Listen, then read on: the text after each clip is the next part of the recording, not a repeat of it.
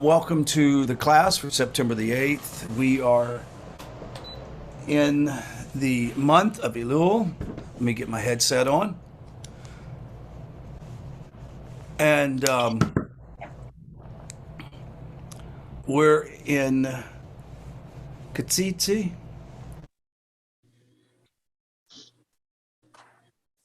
And first of all, this time of year has always been one of the most attractive parts of the year for some reason for me. And I kind of think maybe for the rest of you guys and the rest of the Jewish world.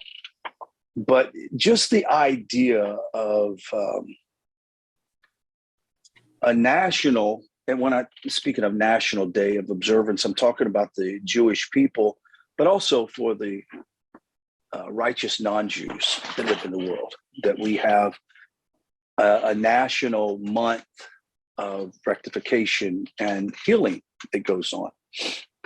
And we're all quite amazed at this idea that Hashem is here to receive us, the king in the field concept, that he is there waiting with open arms to find those people who might be disenfranchised in his kingdom. That's sort of the story that goes. That he wants to, he always sees the people within the kingdom walls, but he wants to get out in the field. He wants to see the worker. He wants to see the sub-worker. He wants to see maybe even the slave that works for the man that works in the kingdom. He wants to be there. And it says that when the king greets them, he always greets them with the highest amount of energy and smiles, not in judgment, but reception, in the last thing of reception. And then I observed something in a writing that I thought was absolutely, I wasn't sure first how I was going to process this. And it's a thought I've not heard before. I'm sure Rabbi Avner and some of you others have heard, but it's the first time, and humor me for a moment as I just dive into this thought, and then we're going to go into the Parsha. As the last month of the Jewish year, we spend this time Elul in introspection and taking stock, a time to review one's deeds and spiritual progress over the past year, and to really prepare for the upcoming days of awe of Rosh Hashanah and Yom Kippur. As the month of divine mercy and forgiveness, we understand it. It is the most opportune time for tshuva, to actually return to Hashem in prayer and charity, increase Avat Israel, love for the Jewish people, the love for Israel, and the quest for self-improvement and to come closer to God. The Hasidic masters, as a matter of fact, one by the name of Rabbi Shelner Zalman of Liadi, takes the month of Elul to a time when, as I said before, the king is in the field. Now, in contrast, when he's in his royal palace, he only, as I said, sees his loyal subjects. But this idea, this specific time and custom in which God actually goes out and seeks for those with a soft heart that is really looking to connect to him. And then I asked myself, well, what else is the big motivating factor behind this? And then I read this thought. At some level, every Jew, every righteous person in the world becomes God's lawyers. Let me explain. And you're gonna have a hard time processing this at first, I think, as well. But in Rosh Hashanah, it says that God puts himself on trial. Now, even me saying that, I don't really particularly care for that concept, but hear me out. And once I heard out the concept, I thought, wow, okay, this is something to chew on. God is beyond this world he has made, but he is found within it as well. He is found in every atom, in every event, in every life in this world, from plant to atmosphere. If so, though it may sound strange, he, as he is beyond the world, takes himself as if he is present within the world. Do you understand? He stands outside of this world, but yet on the month of Elul and during Rosh Hashanah, God puts himself in the middle of this world to attract all that would want to do tshuva. It's as if his divine presence once again is resting within the tabernacle, because we understand this concept of divine presence came down, and the nation of Israel came in to become the real community it was meant to be. It was that divine presence that kept them together as the glue. But we also understand that it was how they walked their life from Yom Kippur, Rosh Hashanah, all the way through the rest of the year, as to whether the divine presence would maintain itself in the tabernacle and whether they would maintain themselves within the land. Is there a meaning to be found when it says he asked himself in sustaining the world and all of its inhabitants in it? Who will plead on his behalf? We, the human people, we act as the defense. We must demonstrate that, yes, there is awe, there is love, there is meaning, there is purpose in every detail of life, and it is good, tov.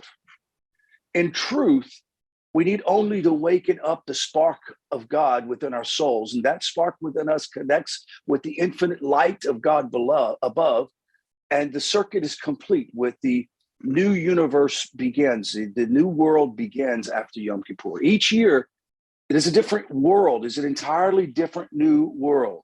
The finances you make, the success in your life, the opportunities, and even the negativity that happens are there meant to help bring us to greater meaning. So how is it that we, at some level, help Hashem with his divine knowledge to be somewhat inspected or judged during this time? Now follow this. And this could be a part of a good discussion, and we can go into text in a minute.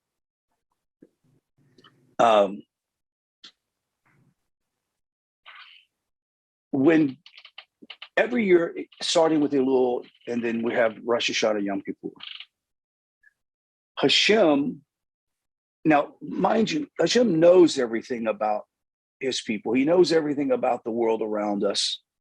So it's not like we're educating him. But for some reason, and according to what this author is saying, is when we have a period of time that is unique, that we actually spend time repenting and do tshuva and drawing close to Hashem and giving charity, is the time that God is looking at his creation and says, are they fulfilling the very thing that I created them for? How am I doing as a master of the universe? How am I doing? Well, they're doing well. Israel is succeeding. They're in a land, more Orthodox Jews than ever a time before, more religious Jews more than every time before. There are more non-Jews coming to the knowledge of Torah than any time before. So God willing, this Yom Kippur, this Rosh Hashanah, is going to be a time that we bring a smile to Hashem's face in our tshuva, that we bring joy upon the Master's face when we repent of our negative ways and actually go to rectify things within our community and our life, to heal the broken hearts and wounds in our life. That must bring joy upon the Master. Now, we all know that he's not limited to human emotions. God forbid, he's far beyond all that. But I can imagine that the Master of the universe sees this period of time with more value than probably we can understand. I mean, what father example, or mother, would not enjoy a time to see a wayward child come back home and start living a life of rectification within the home and healing with a parent. Can you imagine how that must make a parent feel? How to have peace in a home with your children and not the chaos that it used to be. I'm reminded of a group of guys who are explorers, and all they do is go out and search for vehicles or people that have disappeared. And usually it's disappeared within a car, like had a car wreck or something, but no one knows what happens to them. So they investigate it and they go to the nearest body of water and they start searching for these people. And they'll find people, like the latest one I saw was a 16-year-old girl. They found her car upside down in a lake, not too far from her home. She'd been there for 24 years. And to watch, you would think after 24 years, it'd be like, oh, they found our daughter, thank God. No, it's that brokenness that their daughter was found, and also the joy that they actually will be able to take their daughter and put her in her rightful place, putting things back into place. Seeing the restoration come to families' hearts as they weep under a bridge. And if that is powerful, could you imagine how powerful it is when one single soul repents and comes back to Hashem? How about a nation? God willing, this year, and with our current state of affairs in the world and our current state of politics in the world, that people would be driven to a place of tshuva. And I'm not talking just about the Israeli and Jewish people. I'm talking about the nations to repent and to do tshuva, to give charity, to start exercising kindness toward other people. What a place it would be to begin to transform the world that we live. There is a shift going on, and it's just going to take some time. And part of this shift is to see the ugliness in the world that we live.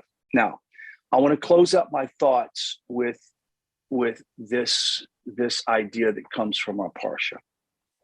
Now, when we first examine Teitzei, it may appear to be a collection really of many apparently unrelated commandments and a wide variety of different ideas.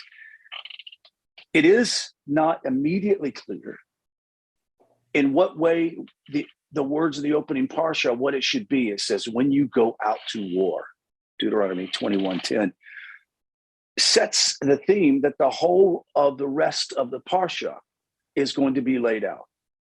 But the question is sharpened by the fact that in the previous Parsha, Shoftim, we already had a Torah section beginning with precisely the same words. And when you go out to war against your enemies, Deuteronomy 20 and verse 1, as discussed in the commentary on Shoftim, it is in that section the Torah sets forth the main laws relating to the conduct of actual war.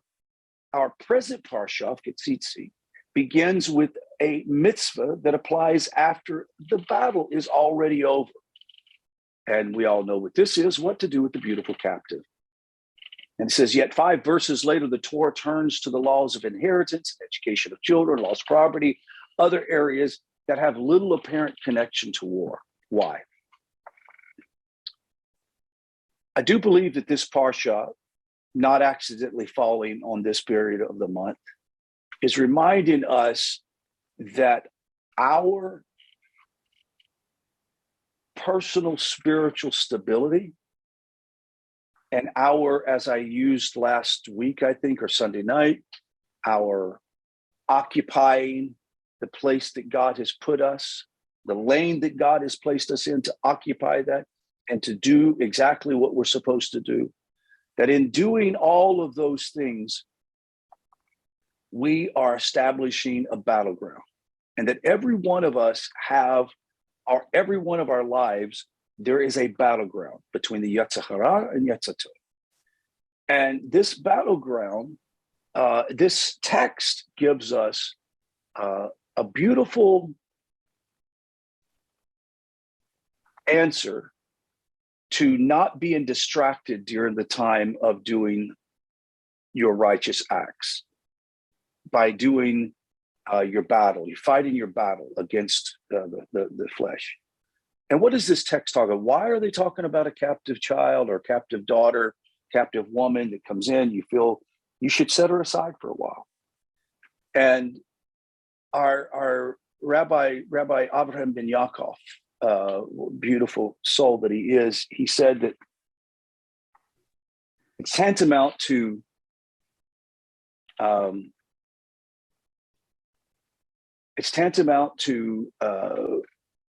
looking.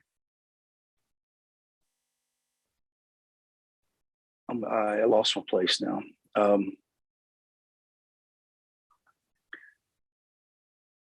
It's about us looking for the proper choices to make the right decision, and yet to understand that in the process of that, there are things that are not necessarily sins. As we go through an evaluation and as we go through and travel through our journeys of life, things that are not sins, but could be distractions. Are you following me? The captive child is not, the captive woman's not a sin to take a captive woman. Yet they're saying, when you come back from battle, don't get distracted by that. Don't get distracted by that which is proper, legal, but not necessarily expedient. What do you need to be focused on when you get back? You should be focused on the restoration of your family. You should be focused on the financial stability of your home, your children, your parents, et cetera, et cetera.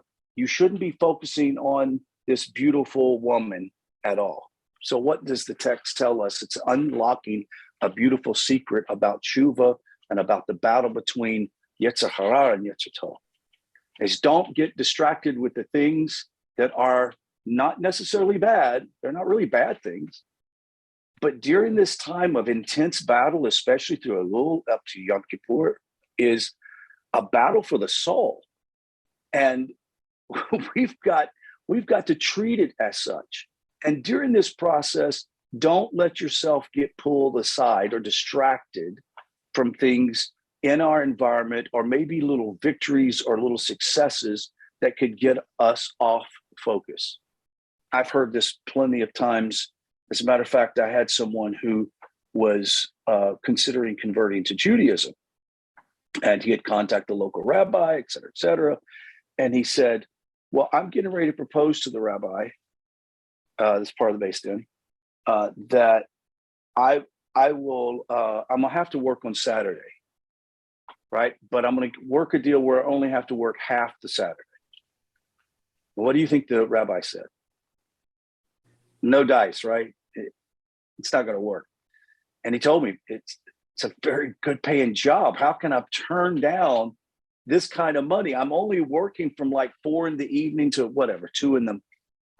in the morning or whatever it was. It was some obscure time. And I said, it's not going to work.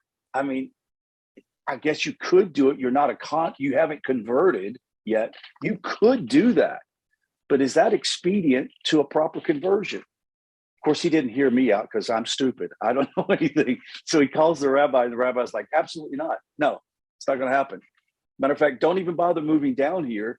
Stay up there where you have a job. Stay up there where you're already working. Don't move down here and take a new job that's going to occupy your time on Shabbos when you need to be focusing on your conversion. So what a beautiful little secret that comes out of this parsha. With all the laws that are there, you would think they're random. No, God is saying, hold on a second. In your process of battle that you're going through in your life, the process of tshuva, proper repentance, don't get distracted by the glitz and glamour of your little successes. Yes, it's good that we've accomplished things, that we're doing this and that in life, but don't get sidetracked. Focus on what is the most important. That concludes my little shiur. Why don't we get into the discussion either of the text or anything previous I said?